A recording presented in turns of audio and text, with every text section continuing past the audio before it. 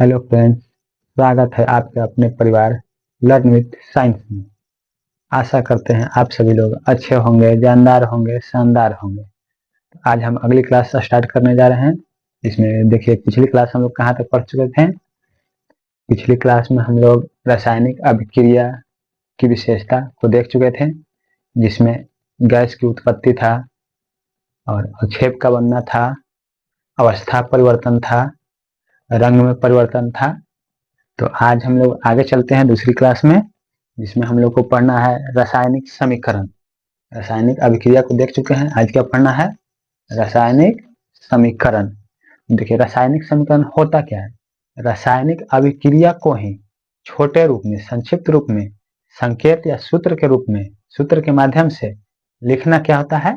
रासायनिक समीकरण होता है। इसको हम लोग परिभाषा के रूप में किस तरह से लिखेंगे, तो यहाँ हमने बोर्ड पे लिख चुके हैं पहले से ही, ताकि टाइम कम लगे और कम टाइम में ज्यादा से ज्यादा चीजें सीखी जा सके। देखते हैं रासायनिक समीकरण का परिभाषा किस तरह से लिखेंगे। किसी रासायनिक अभिक्रिया में भाग लेने वाले पदार्थ को संकेत एवं सूत्रों की सहायता से उस अभिक्रिया का संक्षिप्त निरूपण, क्या निरूपण? संक्षिप्त निरूपण। संक्षिप्त का मतलब क्या होता है? छोटा। तो छोटे रूप में यानी छोटे फॉर्म में संक्षिप्त निरूपण क्या कहलाता है?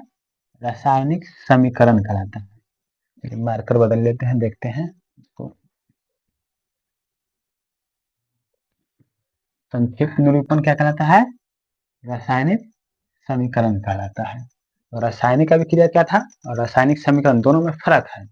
रासायनिक समीकरण अलग चीज है और रासायनिक अभिक्रिया अलग चीज है।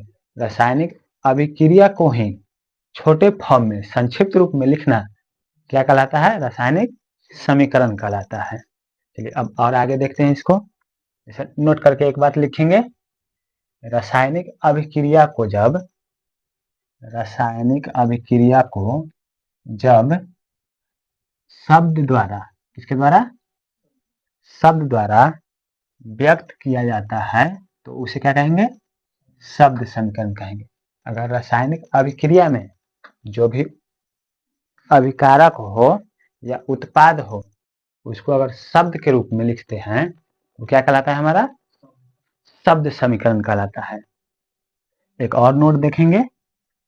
रासायनिक अभिक्रिया में जब अभिकारक और उत्पाद को सूत्रों के द्वारा व्यक्त किया जाता है, किसके द्वारा? सूत्रों के द्वारा। जैसे हाइड्रोजन का सूत्र या संकेत होता है H, ऑक्सीजन का O। इस तरह से अगर सूत्रों के द्वारा व्यक्त किया जाता है तो उसे क्या कहेंगे? रासायनिक समीकरण कहते हैं। तो रासायनिक अभिक्रिया को सूत्र के रूप में लिखना ही क्या कहलाता है? रासायनिक समीकरण कहलाता है। जैसे यहाँ देखिए, एग्जाम्पल में हमने लिया है मैग्नीशियम ऑक्सीजन अभिक्रिया करके क्या बनाया? Magnesium oxide. यहाँ देखिए हम लोग क्या किसमें लिखे हैं? शब्द के रूप में। मैग्नीशियम को किसमें लिखे हैं? शब्द के रूप में। ऑक्सीजन को किसमें लिखे हैं? शब्द के रूप में। अभिक्रिया करके क्या बनाया? Magnesium oxide. इसको भी किसके रूप में लिखे हैं? शब्द के रूप में लिखे हैं। इस तरह से अगर कहीं भी लिखा रहे शब्द के रूप में तो इसको हम लोग क्या कहेंगे? शब्द समीकरण कहेंगे। अगर शब्द के रूप में लिखा रहे क्या कहेंगे? शब्द समीकरण कहेंगे। और अगर यही चीज यहाँ देखिए, हाइड्रोजन किस में लिखे हैं? संकेत के रूप में या सूत्र के रूप में। ऑक्सीजन को किस में लिखे हैं? संकेत या सूत्र के रूप में। यहाँ अभिक्रिया करके क्या बना है? जल बनाया है, तो जल को भी संकेत या सूत्र के रूप में लिखे हैं। यहाँ पे हाइड्रोजन को संकेत के रूप में, सूत्र के रूप में, क्लोरीन को सूत्र के रूप में, HCl जो बना है उसको भी किस रूप में लिखे हैं? सूत्र के रूप में लिखे हैं। तो इसी को हम लोग सूत्र के रूप में जब लिखेंगे तो इसी को हम लोग क्या कहते हैं? रासायनिक समीकरण कहते हैं। इसको क्या कहेंगे? रासायनिक समीकरण इसको कहेंगे। दोनों बात समझ चुके होंगे, रासायनिक समीकरण क्या है और शब्द समीकरण क्या है। शब्द समीकरण को जब देखिए, रासायनिक अभिक्रिया को जब शब्द के रूप में लिखेंगे तो उसको शब्द समीकरण कहेंगे। और उसी अभिक्रिया को अगर सूत्र के रूप में लिखेंगे तो उसी को हम लोग क्या कह देंगे? रासायनिक समीकरण कहेंगे। इसको आप लोग नोट कीजिए।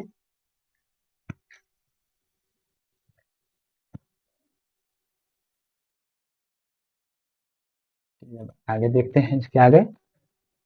जैसे एग्जाम्पल लिखते हैं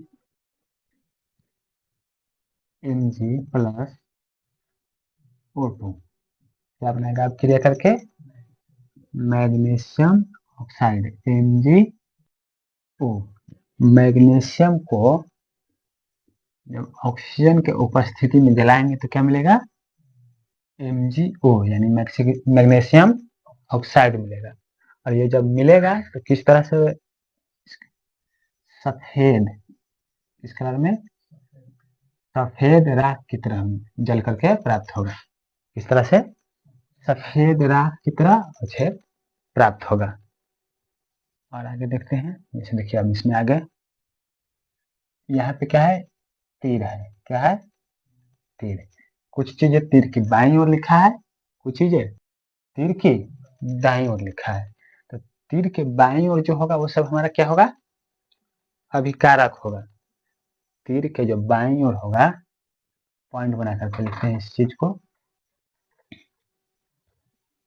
अभिक्रिया में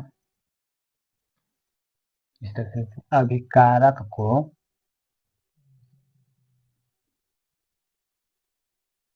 हमेशा तीर के बाईं ओर लिखा जाता है। जो भी हमारा अभिक्रिया में अभिकारक होगा उसको किस तरफ लिखेंगे तीर के बाईं ओर। अगला पॉइंट लिखेंगे इस तरह से उत्पाद को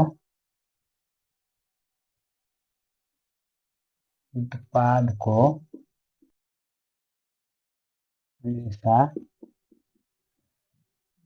तीर के दाईं ओर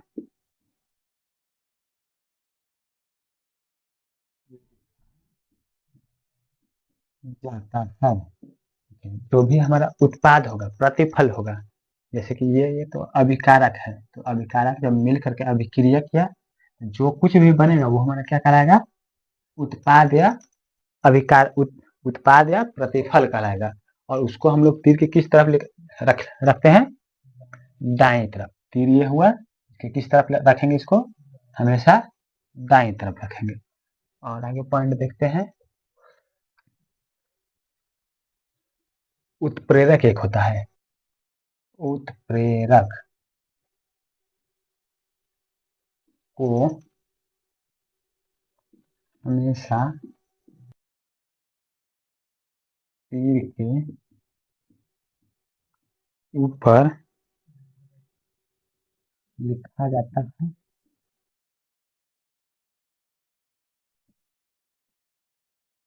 देखिए तो उत्प्रेरक होता क्या चीज है तो उत्प्रेरक वह चीज है जो अभिक्रिया को फास्ट या स्लो करता है।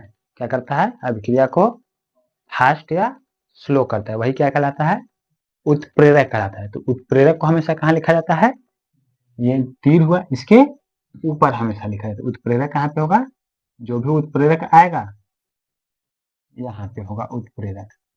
तो हमेशा उत्प्रेरक को कहाँ लिखा जाता है तीर के ऊपर साइड में लिखा जाता है। यहाँ पे उत्प्रेरक का यूज नहीं होता इसलिए इसको यहाँ नहीं लिखेंगे। लेकिन जहां भी उत्प्रेरक अगर आएगा तो इसको हमेशा कहाँ रखेंगे तीर के ऊपर।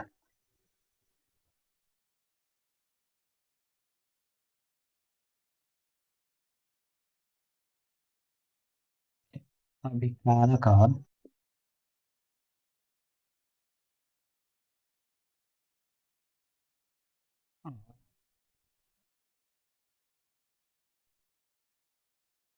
इसको इस तरह से लिखते हैं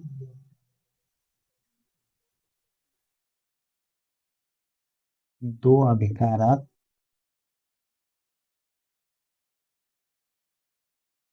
या दो उत्पाद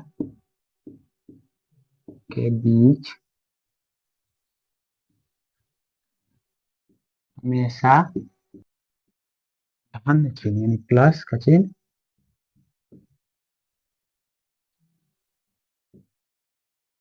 धन चिन्ह लिखा जाता है। जैसे यहाँ पे देखते हैं, हमारे कितने अभिकारक है? 2 अभिकारक है। दोनों अभिकारक के बीच हमेशा कैसा चिन्ह होगा? धन्य चिन्ह, यानी प्लस का चिन्ह होगा। चलिए इसको तब नोट कीजिए आप लोग पॉइंट को।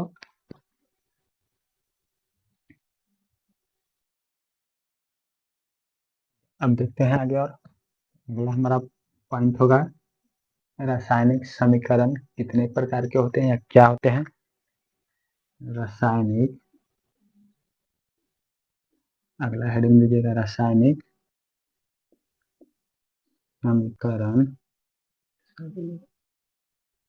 रासायनिक समीकरण 2 प्रकार के होता है। 2 प्रकार के होते हैं। रासायनिक समीकरण कितने प्रकार के होते हैं? 2 प्रकार के। पहला तो होता है संतुलित रासायनिक समीकरण। संतुलित रासायनिक समीकरण। दूसरा होता है असंतुलित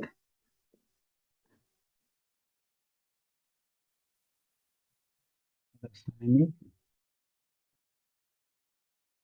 समीकरण। इसी को कंकाली भी बोला जाता है। कंकाली, काली रासायनिक समीकरण। एनसीईआरटी बुक में कंकाली इस वर्ड का यूज किया है। और संतुलित रासायनिक समीकरण के लिए कौन सा वर्ड यूज किया है? कंकाली रासायनिक समीकरण। तो हो सकता है इसको भी याद रखें कहीं पे, और संतुलित ना दे करके कंकाली लिख दे, तो जानेंगे तो अच्छी बात है। इसको नोट कीजिए। इसके बाद फिर अगला हेडिंग देते हैं।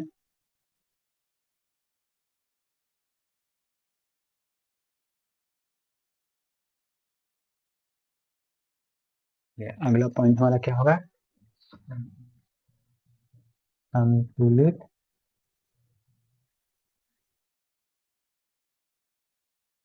रासायनिक समीकरण। इसका पहले परिभाषा देखते हैं। तो वह रासायनिक समीकरण, वह रासायनिक समीकरण जिसमें अभिकारक और उत्पाद के दोनों तरफ प्रत्येक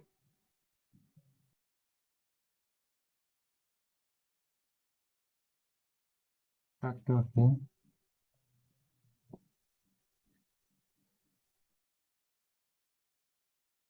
परमाणुओं की संख्या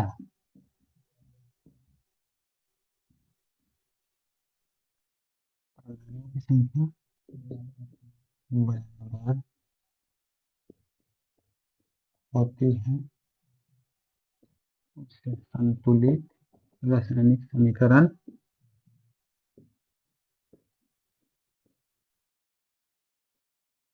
रासायनिक समीकरण कहते हैं। जैसे समझिए, अभिकारक और उत्पाद, यहाँ पे मान लेते हैं हमारा एरो होगा, तो अभिकारक किस साइड होगा? बाईं ओर। जैसे मान लेते हैं कि H2 प्लस Cl2, ये हमारा क्या हो गया? अभिकारक हो गया। और इधर जो भी बनेगा वो हमारा क्या होगा? उत्पाद होगा। इधर बनेगा HCl, तो ये हमारा क्या हो गया? उत्पाद हो गया। ये हमारा क्या हो गया? पूरा का पूरा अभिकारक हो गया। इसको काउंट करेंगे कि परमाणुओं की संख्या किधर कितना है। अगर दोनों साइड परमाणुओं की संख्या बराबर है तो वह समीकरण हमारा क्या होगा?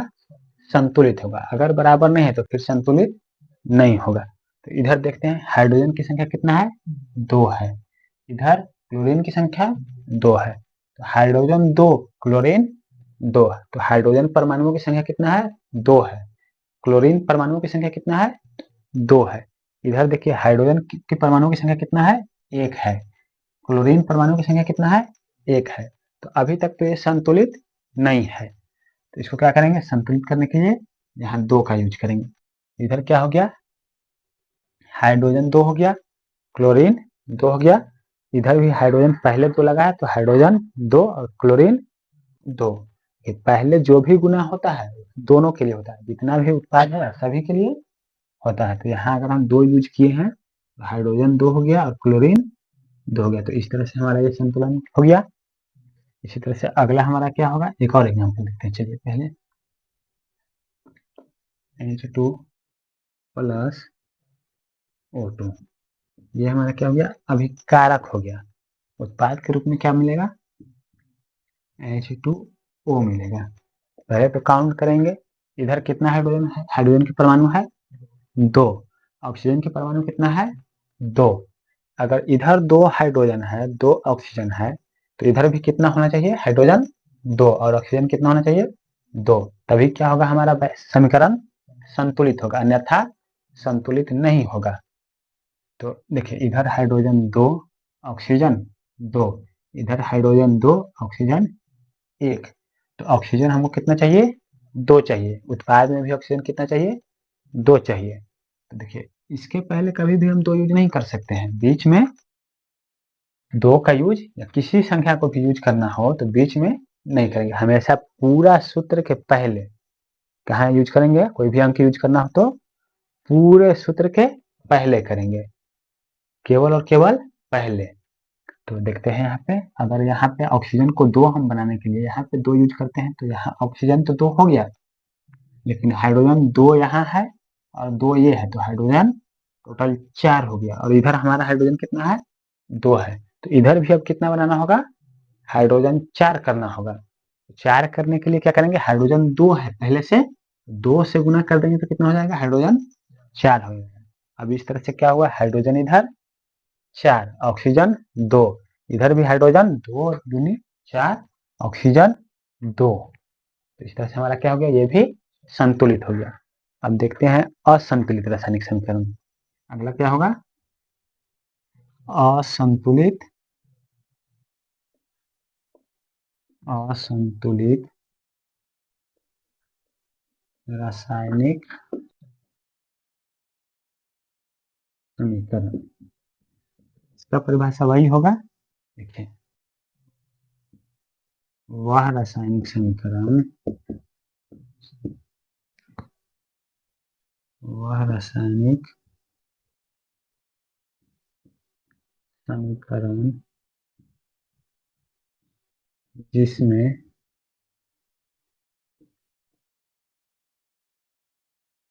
अभिकारक और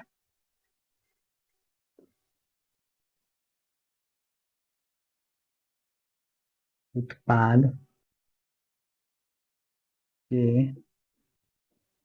दोनों तरफ प्रत्येक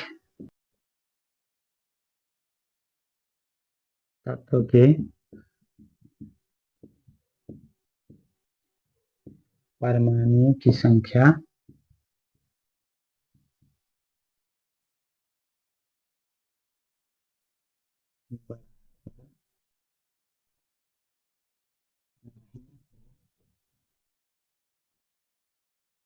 तो उसे असंतुलित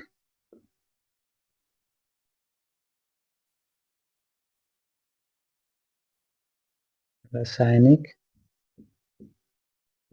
समीकरण कहते हैं। अगर अभिकारक और उत्पाद के दोनों तरफ प्रत्येक तत्व की परमाणुओं की संख्या बराबर नहीं हो तो वह समीकरण कैसा होगा? असंतुलित होगा। जैसे इसी को हम लिखते हैं Mg प्लस O2। मैग्नीशियम जब ऑक्सीजन से अभिक्रिया करेगा तो क्या बनाएगा? MgO, magnesium oxide. क्या बनेगा? MgO, magnesium oxide. तो अब काउंट करते हैं। इधर मैग्नीशियम कितना है, 1, इधर कितना है, 1, इधर ऑक्सीजन की परमाणु कितना है, 2, इधर कितना है, 1। तो इधर तो मैग्नीशियम इधर 1 है, इधर भी 1 है, तो मैग्नीशियम तो दोनों साइड क्या है, बराबर है। इधर ऑक्सीजन कितना है, 2 है, इधर ऑक्सीजन कितना है, 1 है, तो ऑक्सीजन दोनों तरफ बराबर नहीं है। तो ये हमारा कैसा समीकरण होगा, असंतुलित रासायनिक समीकरण होगा। इसको क्या कहेंगे, असंतुलित रासायनिक समीकरण। इसी तरह से एक और एग्जांपल लेते हैं, H2 प्लस O2 था, तो अब क्रिया करके क्या बनाएगा, H2O, इधर हाइड्रोजन कितना है, 2, इधर हाइड्रोजन 2, इधर ऑक्सीजन के परमाणु 2, इधर ऑक्सीजन के परमाणु 1। तो हाइड्रोजन तो दोनों साइड बराबर है, ऑक्सीजन इधर 2 है, इधर 1 है, ऑक्सीजन दोनों साइड बराबर नहीं है। तो इस तरह से हमारा ये क्या होगा, असंतुलित रासायनिक समीकरण होगा। अगर दोनों साइड परमाणुओं की संख्या बराबर नहीं हो तो वह हमें हमेशा क्या होगा, असंतुलित रासायनिक समीकरण होगा। अगर दोनों साइड प्रत्येक तत्व की परमाणुओं की संख्या बराबर होता है तो कैसा होगा समीकरण, संतुलित होगा। और बराबर नहीं होता है तो वो कैसा होगा, असंतुलित रासायनिक समीकरण होगा। तो समीकरण संतुलित क्या होता है, असंतुलित रासायनिक समीकरण क्या होता है, अच्छे से आप लोग समझ चुके होंगे। तो अब अगली क्लास में इसको हम लोग देखेंगे, आगे बढ़ाएंगे, और अगली क्लास में असंतुलित रासायनिक समीकरण को संतुलित कैसे किया जाता है उसको देखेंगे। आज के लिए इतना ही, इसको आप लोग नोट कीजिए। मिलते हैं अगली क्लास में। धन्यवाद।